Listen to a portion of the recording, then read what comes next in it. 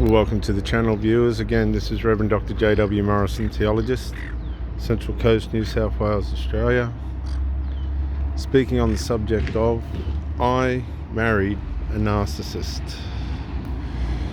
I married a narcissist. And I had no idea. I had absolutely no idea at the time. I'd come out of a relationship with a Christian woman, very nice, gentle woman. I wouldn't say things were overly fortunate for her and her crew, her family. They just seem to have this run of bad luck every now and then. But we got engaged, and at some point she stopped wearing the ring, and for me that was a red flag, and I postponed that relationship, at which point I put myself back on the market and met a woman from South Africa. Kicked off straight away. One of the initial problems that I had, but I had no awareness of, was this was looking at it now, I can tell you the whole story, but looking back at it now, the woman had become unhappy with the man she was married to. He was a bit of an IT man. To me, he was a nice man. I don't know what it would have been like to be married to the guy, but unfortunately things wear thin between people. This woman was a pretty difficult woman when I look back at it now, and she had a way of making things miserable when it suited her, which I didn't think was very good for anyone.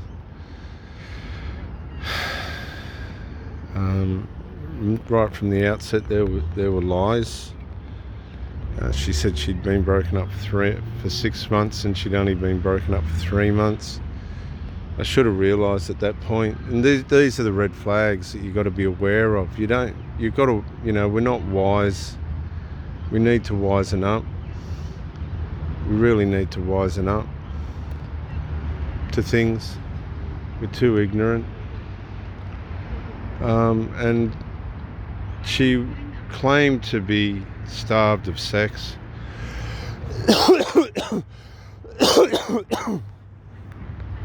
Sorry viewers, still dealing with this cough, on antibiotics, third day of antibiotics. And was now living in a place with her son. I come on the scene. She put herself on the internet. This was one of 2 people that I've met on the internet. I'll never go on the dating sites again. So she starts inviting me around and whatnot and all the rest of it, and this and that. And her son was living with her at this place. So I started staying there. I stayed there, and one night the son cracks the bedroom door open at 1 o'clock in the morning and proceeded to jump into bed with us, of which I lasted about 10 minutes, and I couldn't comprehend what was going on, so I left. She rang me the next day and said it was a case of culture, and it was cultural. I said no, it's dysfunctional, because it was dysfunctional.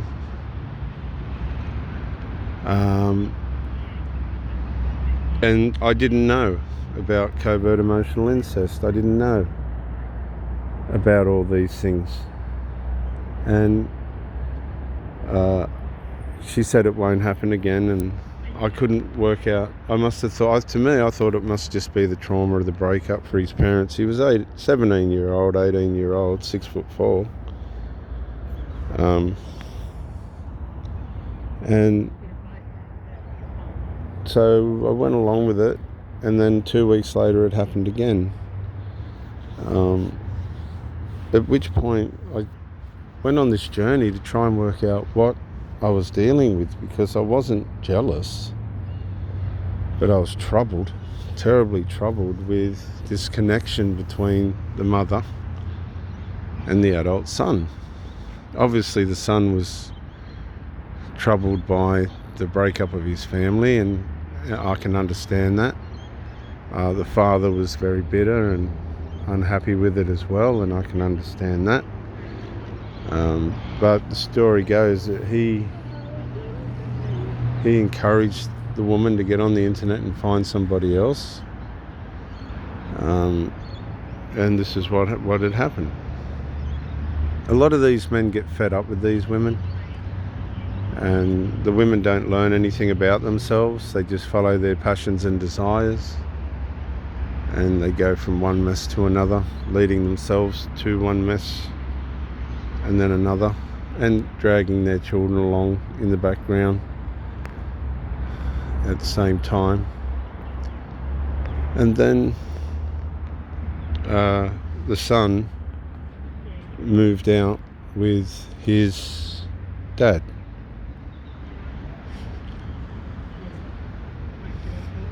Because it didn't go down too well that he hopped back into bed with us again. 6'4", 18-year-old, didn't go down well at all. So at this point, me and the woman had plenty of time to spend together, and we did. We kicked things off and sunk our teeth into the situation, and everything was fine and dandy. Everything was in harmony. But I noticed on she was a very social woman, so we'd go out with these friends of hers, and they were all drunks, and I don't know how they got anywhere in life. Their life circled around alcohol and all the usual typical garbage and rubbish that people get involved in. And no, they weren't very nice people at the end of it all anyway, to be honest. Not my crowd. That's why I'm a loner. I just don't tolerate people's infantile substances and self-abuse. But what I noticed was she would turn on her friends here and there. And we went out one night for Chinese with a bunch of these friends of hers, and she got ballistic with a couple of these women, friends of hers, and I'm thinking, gee, this just doesn't sit right with me. I don't know what's going on here.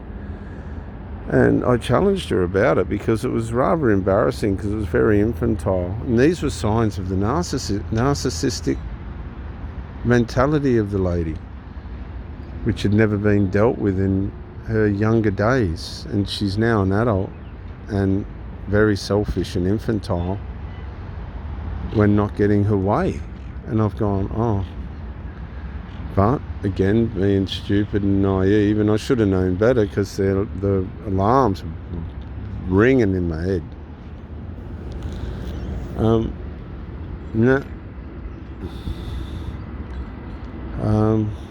We went on. So there's these conflicts with her against her friends. She was always whinging about her ex-husband. He didn't really do anything wrong to her. It was just her that was the problem. And this was the typical signs of trouble ahead, which I wasn't aware of. The children were fake. They made out they liked you, but they didn't like anyone. They didn't like themselves.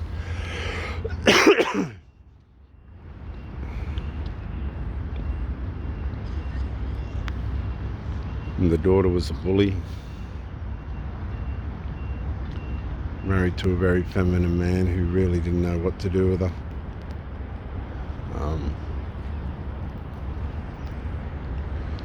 Which was sad. And she was a lot of trouble, this woman. A hell of a lot of trouble. Terrible, terrible trouble.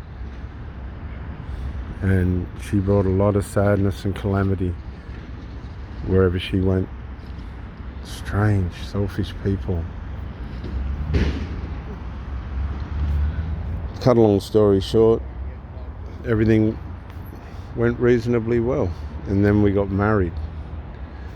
And as soon as we got married, even on the honeymoon, things started to go downhill straight away.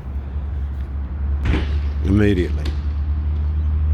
I don't know how she conjured this one up, but she accused me of trying to have sex with some woman at the holiday resort. I didn't even know what she was talking about.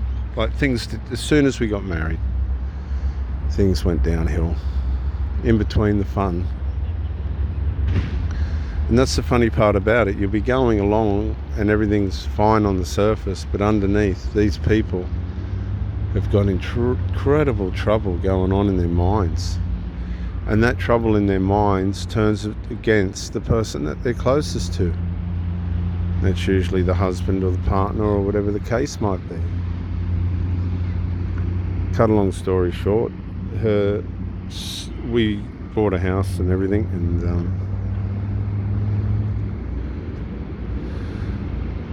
then a son needed to move in with us. He wore out his welcome with his dad. He was getting pissed and all this stuff, just being an idiot. He moved in with us, and before he did, we had a talk with him about what he needed to do and the responsibilities that he'd had. He never had any. He agreed to it all, and then when he moved in, it was the absolute opposite. A nightmare. Absolute nightmare. I've never seen anything like this. This was all new to me. And so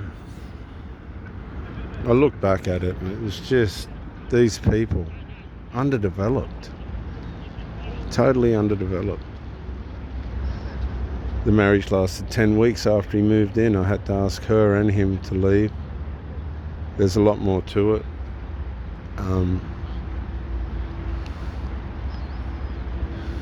And that was it. I was building units at the time, and that was hard. And she sort of split and was the husband to the son and the wife to the son, and trying to manage two lives, and it was just crazy. Didn't work out. She went with the son. You got to understand that blood's thicker than water, and that's okay. But why get married? Why did she go and get married? These stupid women. Stupid. Turned my life upside down. I didn't even do anything wrong. I just had to cater to the dysfunction of these people that were underdeveloped. I've never seen anything so deceitful and disruptive and selfish as what these people were that come into my life. Given that I married this woman, the problem is that you're going to have is with these single mothers and things is the way they've raised their children, what's happened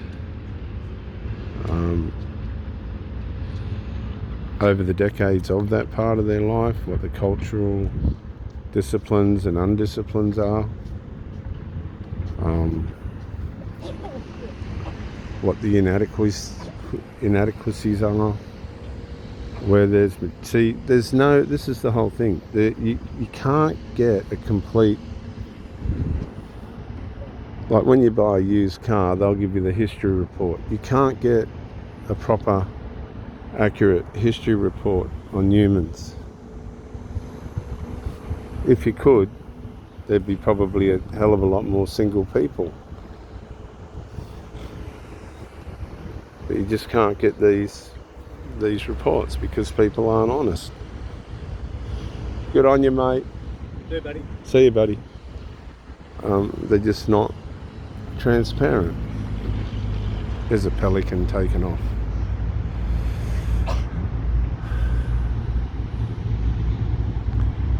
So you've got to be careful, and you've got to be relentless and ruthless in the way in which you allow yourself to become involved with people, because you will be at the mercy of their immaturity and their character flaws. Now, this isn't to say they're bad people, even though their elements are. Narcissism is not something you want to be around. I can remember after the breakup, this woman had an affair. The daughter lined her up with another bloke. This was part of the reason why I got rid of her. I mean, it was like high school, dysfunctional high school stuff. It was just pathetic. And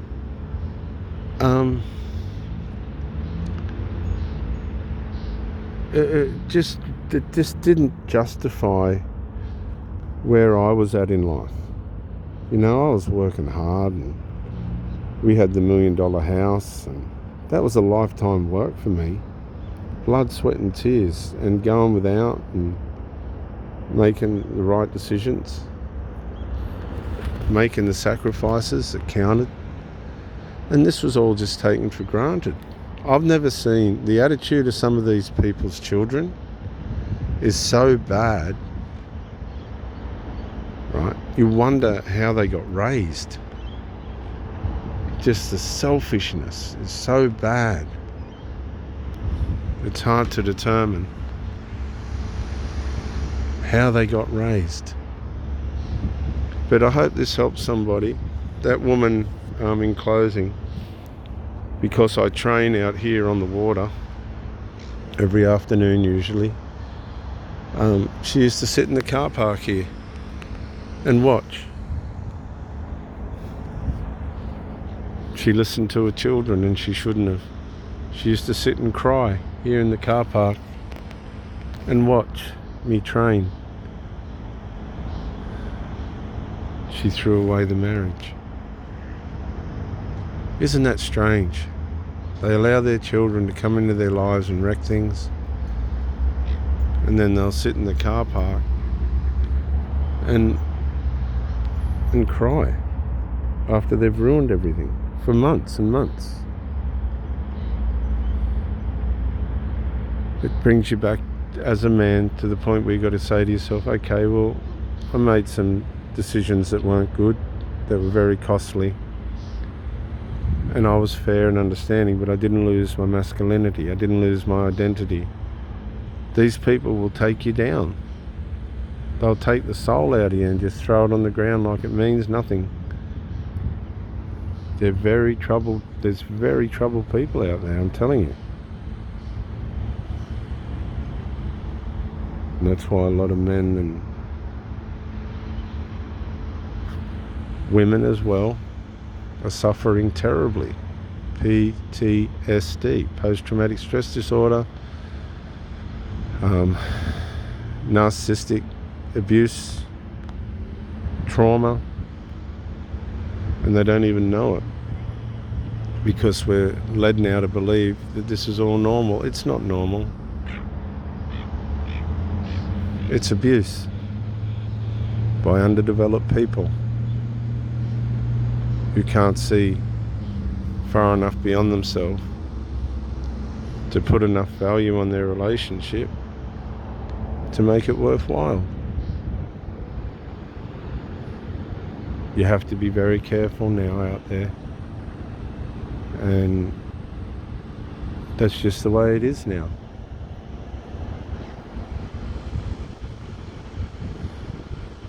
People just don't last. Their flaws will come out. And you have to be aware of the red flags. You'll get given the red flags. If you choose to ignore them, that's on you. Keep your eyes open. Be caring and loving. Be the best version of yourself that you can. Don't be selfish. Don't be stupid. Stay in wisdom. The Bible says, faith, hope and love, these three. I just pray that life works out for you. Bye for now.